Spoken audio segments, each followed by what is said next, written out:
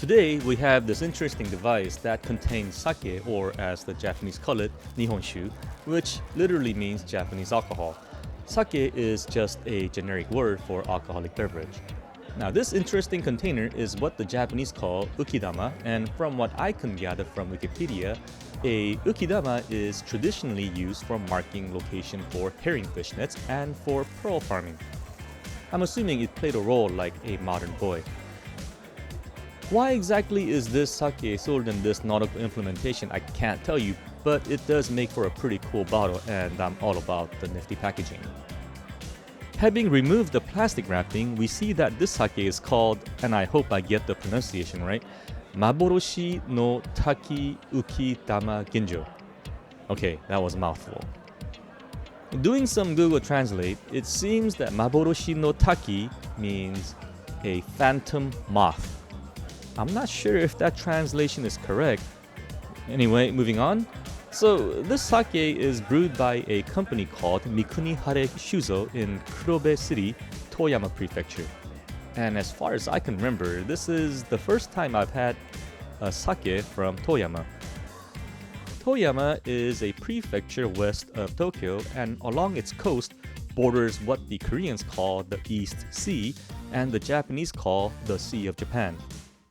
The sea is famous for its seafood, and this is probably why this sake comes packaged in this cool nautical themed bottle. Here are some stats about this drink I was able to glean from the internet, since the label really doesn't tell you much at all. This is a 360 milliliter bottle, so exactly half the size of a standard sake bottle at 720 milliliters, and the sake meter value, the SMV, is rated at +4. Roughly speaking, +4 denotes that the sake is likely to be dry rather than sweet. Its acidity rating is 1.3, which seems to indicate a clean, dry taste. There are all sorts of charts and scales to quantitatively measure a sake's taste, and from what I understand, a combination of SMV, the sake meter value, at +4 and acidity rating of 1.3 is a characteristics of a sake that has clean and dry taste. We will see if this is the case later. A pretty clear liquid here with just a tinge of yellowish hue.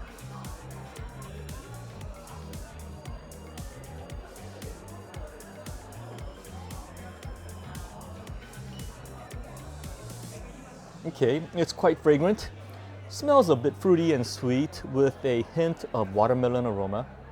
It's dry tasting, and once it coats the inside of your mouth, the alcohol dissipates pretty quickly.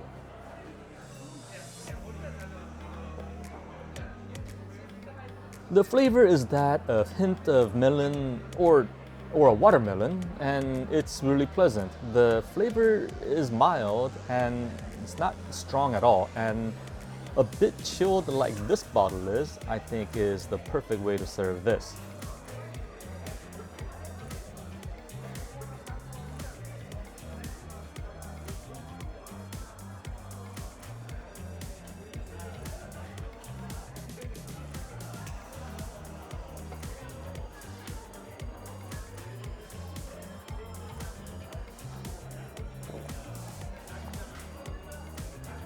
Although this has a dry taste rating, it still retains fairly sweet profile, and that's not a bad thing at all.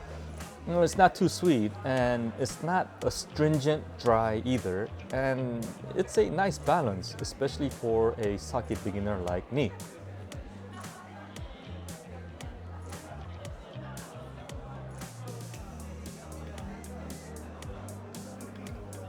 It's a clean finish with just a hint of lingering sweetness and pretty decent body, balanced nicely by smell of that, what would you call it, typical sake alcohol flavor. Yeah, it's a nice drink that I think would go well with seafood and maybe lighter vegetables. It's all in all a drinkable, pleasant sake that isn't just a gimmicky packaging. Thanks for taking a look at this drink with me today, and I will see you next time.